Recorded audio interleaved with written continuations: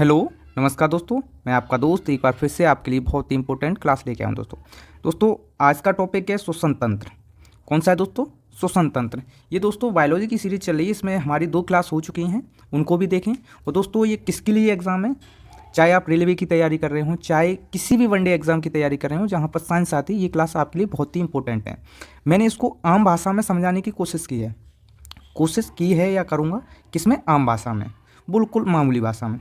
तो आज का टॉपिक क्या है? श्वसन तंत्र। देखते हैं। वैसे तो इसकी क्लास कल हो चुकी है, लेकिन कुछ टेक्निकल प्रॉब्लम की वजह से वो क्लास पूरी नहीं हो पाई। इस वजह से मैं आज पूरी दोबारा से स्टार्ट करता हूँ क्लास, और शुरू से लेकर एंड तक देखते हैं। चलिए चलते हैं। जैसे कि पहला लिखा है कि अंगों का वैसा समूह जो श्वसन की क्रिया में सहायक होता है, उसे क्या बोलते हैं? सामूहिक रूप से श्वसन तंत्र कहते हैं। क्या कहते हैं दोस्तों? श्वसन तंत्र। तंत्र यानी सिस्टम आपको पता है, कोई सा भी सिस्टम अकेले नहीं बनता है, उसमें बहुत सारी चीज़ें जुड़ी हुई होती हैं, उसके बाद वो सिस्टम बनता है। ऐसे जो श्वसन तंत्र है उसमें नेसल कैविटी हो गया, फेरिंग्स हो गया, लैरिंग्स हो गया, ट्रैकिया हो गया, ब्रोंकी हो गई, ब्रोंकियोलेस हो गया, लंग्स हो गया, इन सबको मिलाकर एल्वियोली होगी, इन सबको मिलाकर हम क्या बोलते हैं? श्वसन तंत्र यानी रेस्पिरेटरी सिस्टम। इन सारे सबको मिला लेंगे तब बनेगा हमारा। तो यही बोल रहा है कि अंगों का वैसा समूह जो श्वसन की क्रिया में सहायक होता है। किसमें? श्वसन की क्रिया में सहायक होता है। अब सहायक कौन कौन से? नेसल कैविटी यानी नाक, जो नाक गवा है वो भी सहायक है, फेरिंग्स भी सहायक है श्वसन में लैरिंग्स भी, ट्रैकिया, ब्रोंकी, ये सारे कुछ हैं, ये हमारी जो श्वसन की जो क्रिया होती है उसमें सहायक होते हैं। तो इसी को बोलते हैं हम श्वसन तंत्र यानी रेस्पिरेटरी सिस्टम। चलिए आगे देखते हैं। और ये आपको बता दूं, ये जो है ये नीचे वाला हिस्सा, इसको बोलते हैं डायफ्राम। क्या बोलते हैं दोस्तों? डायफ्राम। इसके बारे में हम बहुत डिटेल से पढ़ेंगे आगे। चलिए आगे देखते हैं। आगे बात करें, श्वसन एक ऐसी क्रिया है जिसमें ऑक्सीजन ग्रहण किया जाता है। क्या किया जाता है? ऑक्सीजन ग्रहण किया जाता है, वह जो कार्बन डाइऑक्साइड है उसको त्यागते हैं। जैसे हमने मान लो ये है, हमने सांस ली, जैसे हम सांस लेंगे, सांस लेने पर जो हवा है, वायु है, एयर है, वो आपके मुंह से या नाक से होते हुए आपके शरीर में जाएगी। तो शरीर में जैसे ही जाएगी, मान लो आपने जैसे ही सांस ली तो इसमें जाएगी। अब उसमें जो वेटेज है, वेटेज कैसा रहता है? उसमें नाइट्रोजन गैस भी होती है, उसमें कार्बन डाइऑक्साइड भी होती है, उसमें ऑक्सीजन भी होती है, और भी गैसें होती हैं। तो ये जब आप सांस लेते हैं, ऐसा नहीं कि ऑक्सीजन जाती है उसमें, वो तो एयर का मिक्सर है। जो भी वायु है आप सांस ले रहे हैं, वो जो भी गैसें हैं, गैसों का मिक्सर है एक। अब मिक्सर कौन सा है? वो मिक्सर है दोस्तों एक तरह से मैकेनिकल यानी यांत्रिक या फिजिकल मिक्सर है, क्योंकि हम इसको केमिकल मिक्सर नहीं बोल सकते, यानी केमिकल मिश्रण नहीं बोल सकते, क्योंकि केमिकल मिश्रण होता तो ये आपस में गैस एक दूसरे से रिएक्शन करती, लेकिन ऐसा कुछ नहीं है। ऑक्सीजन हो गई और कार्बन डाइऑक्साइड हो गई और ऑक्सीजन, नाइट्रोजन, ये सारी गैस आपके शरीर में जाती हैं, लेकिन काम किसका पड़ता है? काम पड़ता है ऑक्सीजन का। ऑक्सीजन को जो ह्यूमन ग्लोबिन होता है, रेड ब्लड सेल यानी आरबीसी, कौन दोस्तों? आरबीसी, ये क्या करता है?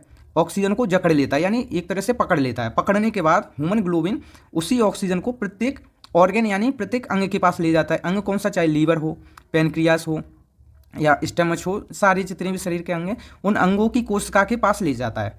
कोशिका में माइट्रोकॉन्ड्रिया के पास। तो वहीं पर क्या होता है? वहीं पर एक प्रक्रिया होती है, उसके द्वारा यानी जो C6H12O6, इसको बोलते हैं ग्लूकोज, इसको ये तोड़ता है। अब ये टूटेगा किसके? ऑक्सीजन के साथ। अब जब ऑक्सीजन के साथ टूटता है तो बाई प्रोडक्ट में क्या मिलता है हमको? CO2 मिलती है, यानी कार्बन डाइऑक्साइड, प्लस H2O मिलता है। यानी जब भी आप सांस लेंगे तो आप अगर हाथ आगे करेंगे तो जो करेंगे तो आपको लगेगा कि थोड़ी जो वायु है यानी मॉइस्चर भी आपके एयर से निकलता है श्वसन में, तो वो H2O हो गया। उसके अलावा क्या निकलती है? एनर्जी कितनी? 36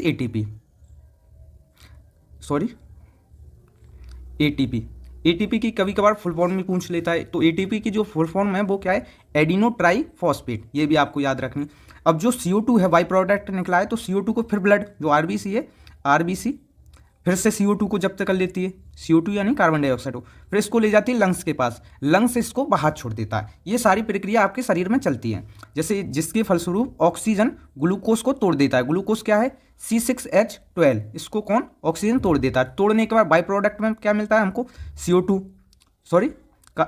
कार्बन डाइऑक्साइड और H2O पानी, उसके साथ ऊष्मा भी निकलती है। जैसे ये एक रिएक्शन है, ये आपको अक्सर करिए एग्जाम में पूछता है रिएक्शन।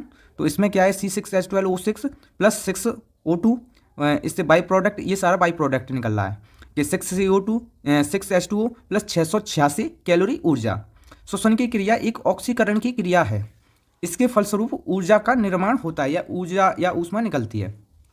ये सारा है, ये ट्रैकिया है, ये आपको ब्रोंकिलेस ब्रोंकी, इसमें जो एल्वियोली होती है ये इसकी यूनिट होती है। और एल्वियोली में क्या होता है, जो गैसें हैं गैसों का एक्सचेंज होता है, ये एल्वियोली की शेप है। ठीक है दोस्तों, और आगे देखेंगे। यही कारण है कि जो मृत व्यक्ति होता है, मृत व्यक्ति का शरीर कैसा पड़ जाता है, ठंडा, क्योंकि वो श्वसन नहीं करता है, क्योंकि वह सांस नहीं लेता है। श्वसन की क्रिया एक कैसी है, अपचायी यानी कैटाबॉलिज्म प्रक्रिया है। एक होती कैटाबॉलिक, एक होती एनाबॉलिक। कैटाबॉलिक और एनाबॉलिक ये दो प्रक्रियाएं हैं। जो एनाबॉलिक प्रक्रिया होती है उसमें दो अणु मिलकर एक अणु का निर्माण करते हैं। वहीं कैटाबॉलिक में क्या होता है, एक अणु टूटकर दो अणुओं में टूट जाते हैं, ये होती है कैटाबॉलिक। और ये वाली कौन सी होती है, एनाबॉलिक। ये आपको दोनों अक्सर ज़्यादा नहीं पूछा जाता है, कभी कभार पूछ ले तो पूछ ले। वहीं अब बात करते हैं आगे श्वसन। श्वसन में क्या है, एक तो होती है ब्रीदिंग, दूसरी होती है रेस्पिरेशन यानी श्वसन। ठीक है, और जो ब्रीदिंग होती है, ब्रीदिंग में क्या होता है, सांस अंदर लेना और बाहर छोड़ने की जो प्रक्रिया होती है उसी को ब्रीदिंग कहते हैं। ब्रीदिंग दो प्रकार का होता है, एक तो सांस लेना जब हम सांस ले रहे हैं, दूसरा सांस छोड़ना। जब हम सांस लेते हैं तो हम जो कार्बन डाइऑक्साइड होती है उसको 0.03% लेते हैं, और ऑक्सीजन को 21% लेते हैं, और नाइट्रोजन को 78.1% लेते हैं। जब हम सांस छोड़ते हैं तो उसमें क्या है, जो कार्बन डाइऑक्साइड है इसकी मात्रा बढ़ जाती है। बढ़ इस वजह से जाती है क्योंकि हमारी जो एनर्जी बनी है यानी C6H12O6 ये जो टूटा है किसकी, ऑक्सीजन की प्रेजेंस में, तो इसमें से क्या निकला है, कार्बन डाइऑक्साइड। तो इसमें क्या है, ऑक्सीजन की मात्रा तो कम हो गई, लेकिन कार्बन डाइऑक्साइड है उसकी मात्रा बढ़ जाती है और ऑक्सीजन की मात्रा कम हो जाती है। पहले 21 थी, अब कितनी हो गई, अब 16। जो नाइट्रोजन है इसका हमारे शरीर में कोई उपयोग नहीं, तो ये उतनी की उतनी रहती है। जब हम सांस लेते हैं तो जो ये वाला ये डायफ्राम है, ये आपको बता दूं, ये जो डायफ्राम है ये डायफ्राम है। अगर डायफ्राम टूट जाएगा तो जो मनुष्य है उसकी मृत्यु निश्चित है, उसको बचाने वाला कोई नहीं है। नीचे की तरफ जब ये डायफ्राम नीचे की तरफ जाता है तो जो फेफड़े हैं, फेफड़ों का विस्तार होता है। आप अगर थोड़ी श्वसन करेंगे तो आपको महसूस होगा, तो आकार कैसा हो जाएगा, फेफड़ों का इनका बड़ा हो जाएगा। जब डायफ्राम ऊपर की हो जाएगा, ऊपर की ओर, तो फेफड़े सिकुड़ेंगे, क्योंकि ये ऊपर सिकुड़ेंगे, तो आकार कैसा हो जाएगा, छोटा। तो एक तरह से श्वसन में इसका बहुत बड़ा योगदान रहता है, किसका, डायफ्राम का। ब्रीदिंग जैसे ये है, सांस लेना इंस्पिरेशन, तो सांस अंदर लेने की प्रक्रिया को निश्वसन कहते हैं। इसके द्वारा हम क्या गैस लेते हैं, ये चीज़ बता चुका हूँ। Oxygen 21%, CO2 0.03%, nitrogen 78%। जब हम सांस छोड़ते हैं उस प्रक्रिया को एक्सपिरेशन कहते हैं। जितनी मात्रा में हम सांस अंदर लेते हैं उतनी ही मात्रा में हम सांस बाहर छोड़ते हैं, किंतु गैसों का अनुपात बदल जाता है। ये बहुत बार पूछ चुका है एग्जाम में, क्या होता है, गैसों का अनुपात बदल जाता है। क्या बदलता है, उसमें क्या है, जो ऑक्सीजन होती है वो कम हो जाती है, कार्बन डाइऑक्साइड बढ़ जाती है, और जो नाइट्रोजन होती है वो वैसी की वैसी ही रहती है। आगे बात करें प्रमुख श्वसन अंग। श्वसन तंत्र का वह अंग जो श्वसन तंत्र में सबसे महत्वपूर्ण भूमिका निभाता है उसे श्वसन अंग कहते हैं। जैसे जो एक कोश की जीव होता है उसमें विसरण विधि द्वारा श्वसन होता है। एक कोश की जीव कौन कौन से, एक तो अमीबा हो गया, दूसरा पैरामीशियम हो गया। एक कोश की जीव में केवल एक ही कोश का सभी जैविक कार्य करती है। जो आपके शरीर में जितना भी जैविक कार्य होता है वो एक कोश की जो जीव होते हैं, जैसे अमीबा हो गया, पैरामीशियम हो गया, वो सारी जैविक क्रियाएं एक कोशिका में ही होती हैं। इसके जीते जागते उदाहरण कौन कौन से हैं, अमीबा और पैरामीशियम। आगे बात करें, जो जलीय जीव होते हैं वो रेस्पिरेशन यानी श्वसन किससे करते हैं, वो करते हैं गिल्स यानी गलफड़ों से। आगे बात करें, जो कीट होते हैं वो किससे करते हैं, श्वास नली से। जो टेडपॉल है, टेडपॉल एक मेढक का बच्चा होता है। जब मेढक का बच्चा बिल्कुल एक तरह से बच्चा होता है तब वो किससे करता है, गिल्स से। जब वो वयस्क हो जाता है, कौन सा, वयस्क, जब वयस्क हो जाता है तो वो किससे करता है, वो तब करता है लंग्स से। किससे दोस्तों, लंग्स से। और जब वो एक तरह से निष्क्रिय अवस्था में जब मिट्टी या धरती के अंदर रहता है तो वो त्वचा से करता है। किससे दोस्तों, तब वो त्वचा से यानी श्वसन करता है। जैसे निष्क्रिय मेढक भूमि के अंदर जब रहता है तब किससे करता है, त्वचा से।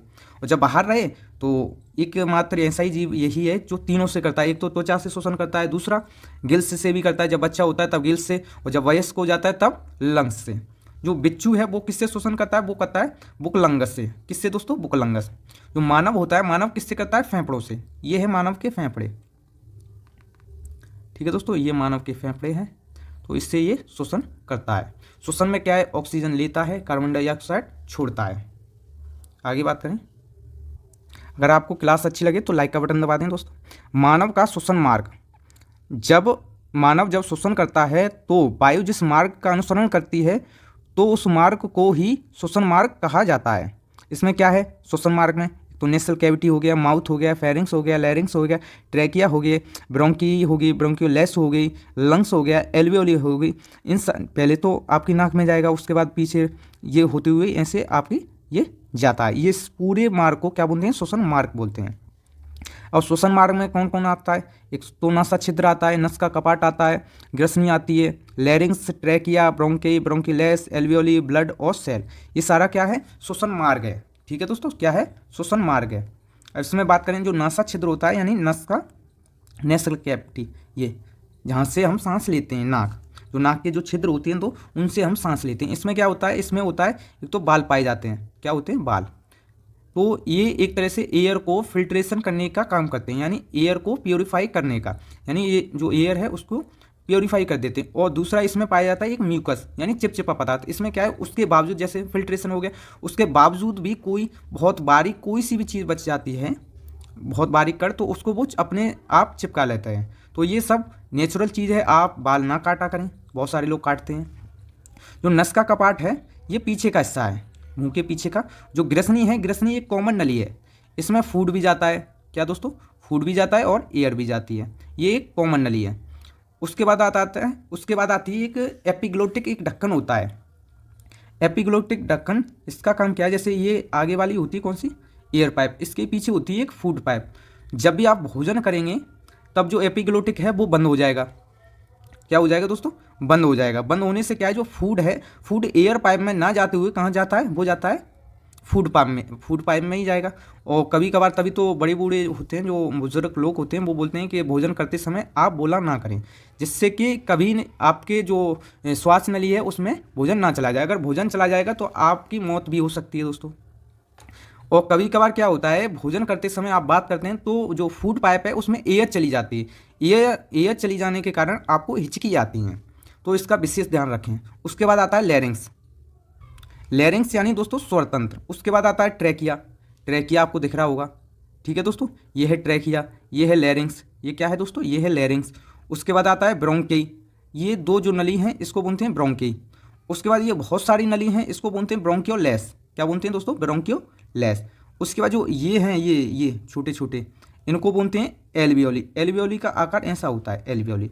उसके बाद एल्वियोली से जो भी एयर है यानी ऑक्सीजन है वो ब्लड में जाती है, और ब्लड में जाने के बाद ये प्रत्येक कोशिका के यानी प्रत्येक सेल के पास जाती है, उसके बाद एनर्जी बनती है, यही होता है श्वसन मार्ग। अब देखते हैं डायफ्राम, किसको के बारे में देखते हैं दोस्तों, डायफ्राम। डायफ्राम क्या है, एक मांसपेशी अंग है, कैसा है दोस्तों, मांसपेशी अंग है। यह फेफड़ों के ठीक नीचे होता है, जैसे ये जो फेफड़े हैं इसके ठीक नीचे है, कहाँ है दोस्तों, ये वाला, ये जो हिस्सा है, ये आपको बता दूं, ये क्या है, ये है डायफ्राम, ठीक है दोस्तों, यही है डायफ्राम। ये वक्ष गुहा के और उदर गुहा, जो वक्ष गुहा है नीचे वाला होता है उदर गुहा, ऊपर वाला होता है ये वाला वक्ष गुहा। ये क्या है, ये कनेक्टिंग टिश्यू है, इससे क्या है, जो उदर गुहा को वक्ष गुहा से जॉइंट करता है, तो ये क्या है, कनेक्ट कर रहा है, इसलिए यह एक संयोजी ऊतक है। और इसमें क्या है दोस्तों, और दोस्तों ये जो ऊपर वाला है इसको बोलते हैं वक्षी गुहा, क्या बोलते हैं, वक्ष गुहा, और नीचे वाले हिस्से को क्या बोलते हैं, उदर गुहा। तो ये क्या है, एक तो ये कनेक्ट कर रहा है और दूसरा उदर गुहा को वक्ष गुहा से अलग भी कर रहा है, ठीक है दोस्तों। और इसका कार्य क्या है, श्वसन दर को संतुलित करना। आगे बात करें, यह है वक्ष गुहा के नीचे, किसके, वक्ष गुहा के नीचे है, और उदर गुहा के किधर, ऊपर है। यह एक संयोजी ऊतक है, और जो एक तरह से श्वसन है उसमें 75% योगदान इसी का ही रहता है। गर्भवती जो महिलाओं में श्वसन में डायफ्राम की महत्वपूर्ण भूमिका नहीं होती है दोस्तों। डायफ्राम टूट जाने पर व्यक्ति की मृत्यु निश्चित है। आगे बात करते हैं नासा छिद्र, किसकी बात करते हैं, नासा छिद्र यानी नोज।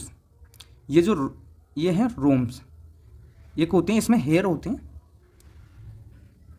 जो इसमें बाल पाए जाते हैं, इसमें छोटे छोटे, ये इसको क्या बोलते हैं, सिलिया बोलते हैं। इसका काम क्या है, हवा को साफ करना, हवा को नम करना, हवा को गर्म करना। वहीं पर ऊपर होता है ऑल्फैक्टरी रीजन, ये वाला हिस्सा है, इसको बोलते हैं ऑल्फैक्टरी रीजन।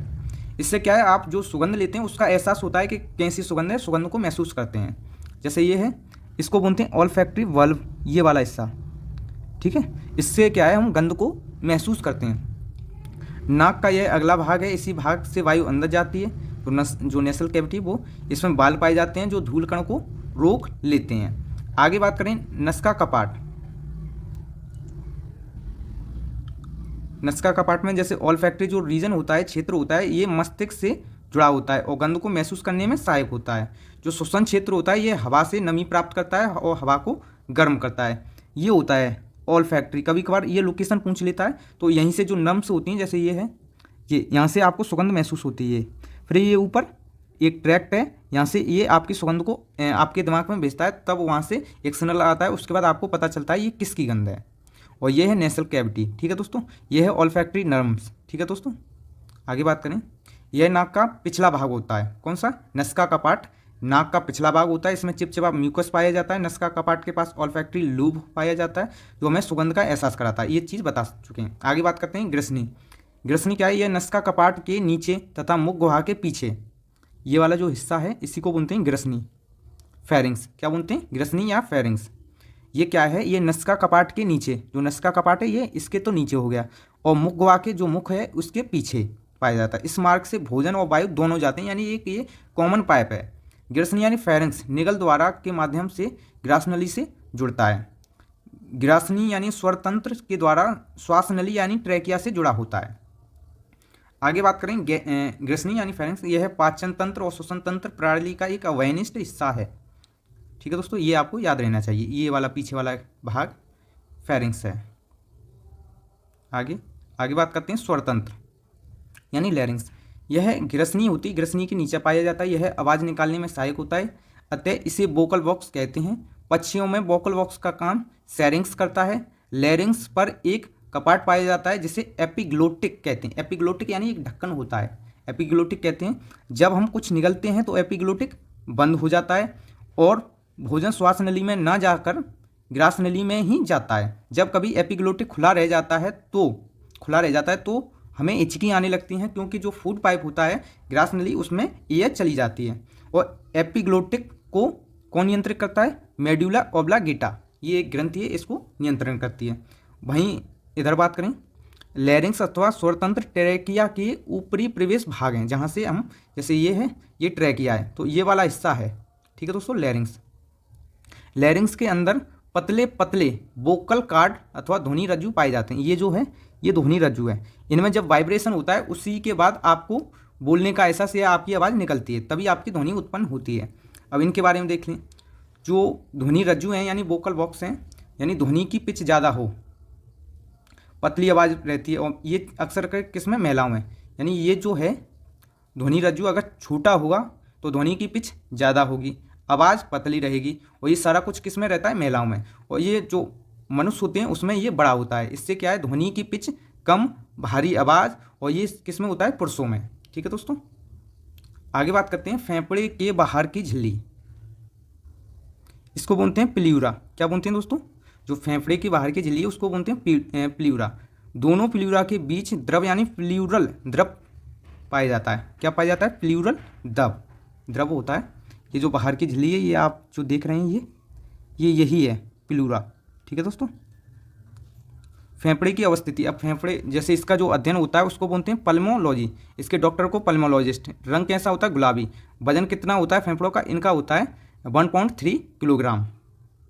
ठीक है दोस्तों, अवस्थिति तो आपको पता है, वक्ष गुहा, जो वक्षी गुहा होता है उसमें होता है। ये होता है वक्ष गुहा यानी थोरेसिक कैविटी में। किस में आप और बोलेंगे तो किस में? थोरेसिक कैविटी में। उसके बाद होता है क्या?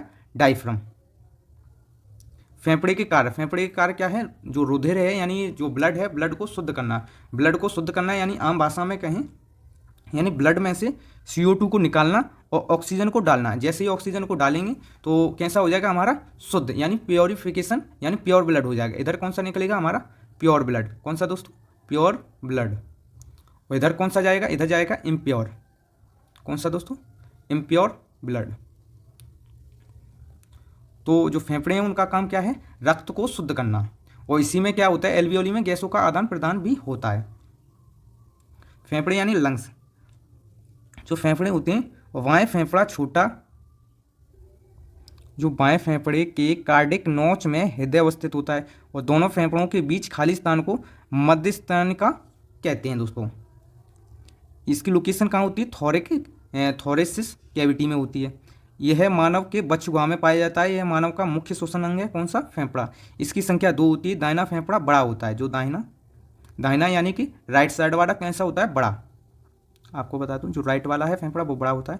फेफड़ा प्लूरल मेम्ब्रेन द्वारा ढका होता है।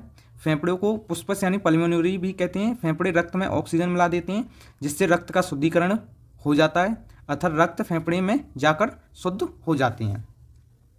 जो फेफड़े होते हैं, फेफड़ों में सबसे पहले जो डिवीजन होता है प्राथमिक विभाजन, द्वितीय विभाजन, तृतीय विभाजन। पहला होता है ब्रोंकी। क्या होता है दोस्तों?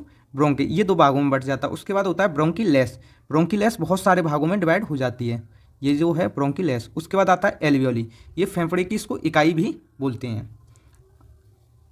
जैसे ऑक्सीजन 21%, नाइट्रोजन 78%, ये सारा कुछ आपने देख चुके हैं। जैसे ये है लंग्स। लंग्स क्या है? ब्लड में ऑक्सीजन मिला देगा यानी प्योर ब्लड हो जाएगा। फिर उसके बाद ये जाएगा आपके हार्ट के पास। यहाँ से ये पंप होते हुए प्रत्येक जो आर्टरी है उसके द्वारा प्रत्येक अंग के पास जाएगा। अपर बॉडी हो गया, लीवर हो गया, जो भी है सबके पास जाएगा। उसके बाद जो भी ऑक्सीजन है उसका प्रयोग हो जाता है। फिर यहाँ से निकलता है इम्प्योर ब्लड जिसमें CO2 की मात्रा ज़्यादा होती है। फिर ये जाता है हार्ट के पास, हार्ट फिर इसको पंप करता है। फिर ये जाता है फेफड़ों के पास। फिर यहाँ से क्या होता है, जो CO2 की मात्रा है वो निकाली जाती है। फिर उसके बाद फिर से दोबारा किसकी? ऑक्सीजन की मात्रा डाली जाती है। ये इसका रेशियो रक्त में घुलनशील नहीं है। एक तो नाइट्रोजन ही नहीं है क्योंकि वो जितनी जाती है उतनी ही निकल जाती है। ये रेशियो है। जो एयर है, ड्राई एयर, उसका रेशियो क्या है? नाइट्रोजन 78%, ऑक्सीजन 20 या 21%, आर्गन, कार्बन डाइऑक्साइड और अदर गैसें। आपको 3 तो याद रहना ही चाहिए, नाइट्रोजन, ऑक्सीजन और कार्बन डाइऑक्साइड। यही ज़्यादातर एग्जाम में पूछता है। आगे बात करते हैं श्वास नली। इसके द्वारा वायु फेफड़ों के अंदर तक जाता है। किसके द्वारा? श्वास नली के द्वारा। इसके द्वारा वायु फेफड़े के अंदर जाता है। ट्रैकिया के बाहर कार्टिलेज को सुरक्षा प्रदान करता है। कार्टिलेज होता है एक जालीनुमा संरचना, जैसे ये है, इसको बोलते हैं कार्टिलेज। ये ट्रैकिया को एक तरह से सुरक्षा प्रदान करता है जिससे हाइलेन कार्टिलेज कहते हैं। ट्रैकिया आगे जाकर 2 शाखाओं में बढ़ जाता है जिसे ब्रोंकी कहते हैं। आगे जाकर ब्रोंकी कई शाखाओं में टूट जाती है जिसे ब्रोंकियोलेस कहते हैं। वायुनल का यानी ट्रैकिया, इसकी लंबाई कितनी होती है? 12.5 सेंटीमीटर। इसमें सी आकार की माइलिन उपस्थित पाई जाती है जो वायु दाब को नियंत्रित करती है। ये सी माइलिन बोलते हैं। पृथ्वी पुरुषों में एडम एप्पल, इसको बोलते हैं एडम एप्पल। ये जो शेप निकली होती है इसको बोलते हैं एडम एप्पल। ठीक है दोस्तों, एडम एप्पल उपस्थित रहता है जिससे आवाज़ में गहराई आती है। आगे बात करते हैं एल्वियोली। ब्रोंकियोलेस के सिरे पर गोल संरचना पाई जाती है इस प्रकार की जिससे एल्वियोली कहते हैं। एल्वियोली गैसों के विनिमय यानी एक्सचेंज का कार्य करता है। जब एल्वियोली जाम हो जाता है तो उस बीमारी को निमोनिया कहते हैं। क्या बोलते हैं? निमोनिया बोलते हैं। निमोनिया हो गया, उसमें क्या है? एल्वियोली जाम हो जाता है। ये एल्वियोली है, ये सारा कुछ बता चुके हैं। और टीबी नामक रोग में एल्वियोली में छेद हो जाता है। जो एल्वियोली होता है इसमें छेद हो जाता है। अब बता दें जो लोब, कितने लोब्स होते हैं, यानी अपर लोब हो गया, मिडिल लोब हो गया और नीचे वाला इन्फेरियर लोब, यानी जो राइट साइड होते हैं इसमें 3 लोब होते हैं, इसमें 2 लोब होते हैं। ये आपको याद रहने चाहिए। जो टीबी होती है, टीबी में ऐसे ये धब्बे आ जाते हैं, ये टीबी है।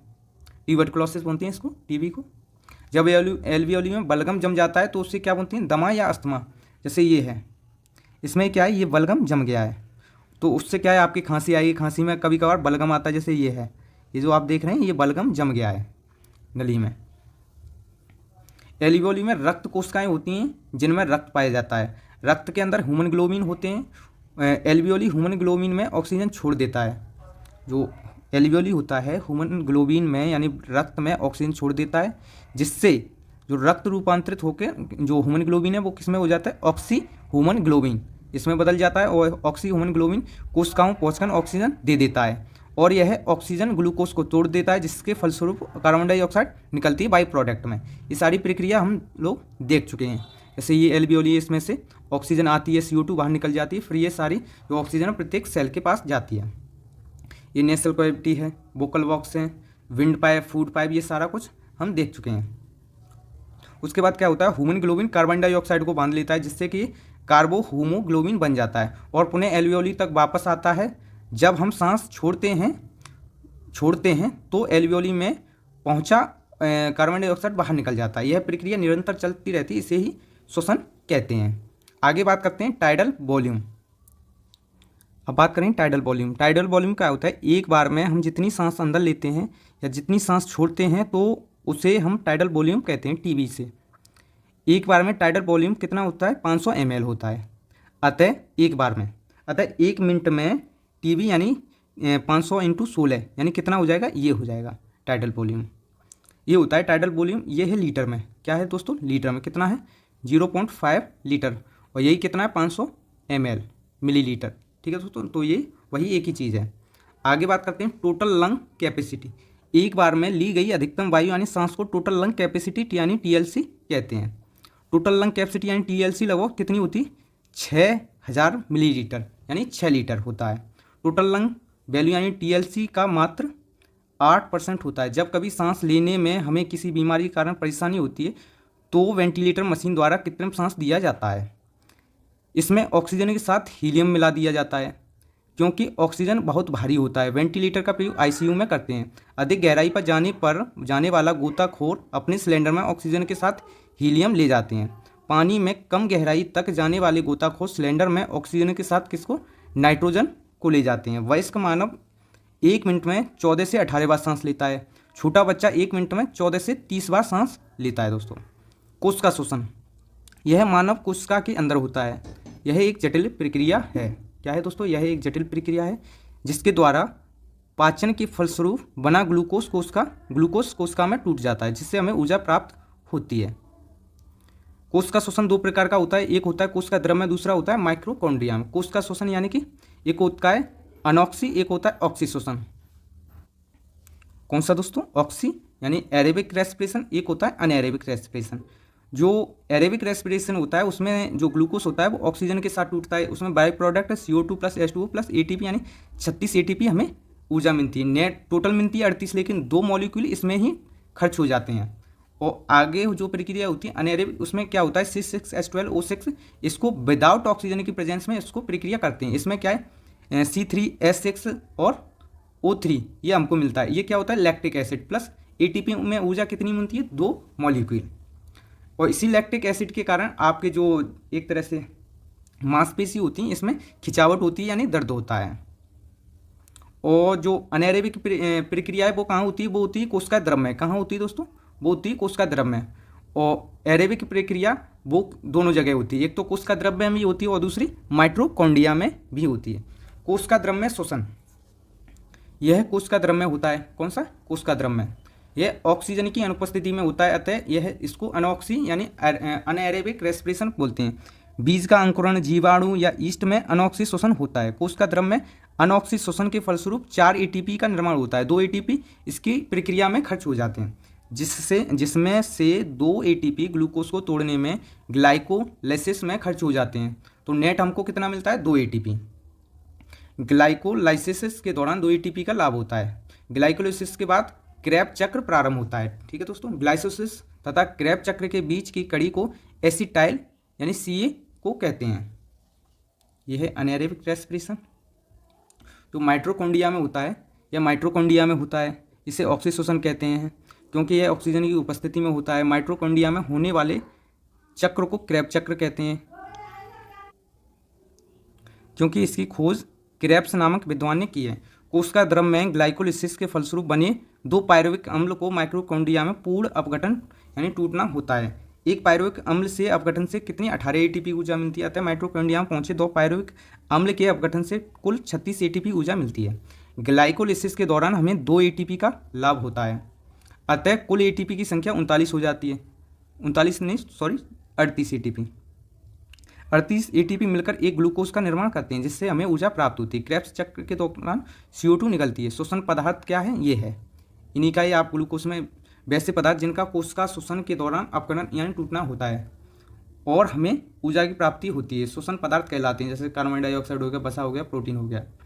आंतरिक शोषण, कोशिका शोषण के फलस्वरूप हम सांस नहीं लेते हैं बल्कि ऊर्जा का निर्माण करते हैं। जो ऊर्जा का निर्माण होता है उसी को क्या बोलते हैं, आंतरिक शोषण। फेफड़ों में होने वाले शोषण को क्या बोलते हैं, बाहरी शोषण। जब कोशिका में होने वाले शोषण को आंतरिक शोषण कहते हैं, यानी जबकि कोशिका में होने वाले शोषण को आंतरिक शोषण कहते हैं। ये हैं लोब्स यानी लंग्स के जो लोब्स हैं। राइट लंग्स में कितने होते हैं, 3 लोब्स होते हैं और लेफ्ट में कितने, 2 लोब्स होते हैं। दोस्तों आपकी क्लास पूरी हो चुकी है। अगर आपको क्लास अच्छी लगी हो तो लाइक का बटन दबा दें दोस्तों, और क्लास को और भी क्लास आएंगे, और चैनल को सब्सक्राइब कर लें, बेल आइकन को दबा लें, जिससे कि आपको समय समय पर नोटिफिकेशन मिलता रहे। धन्यवाद दोस्तों, नमस्कार।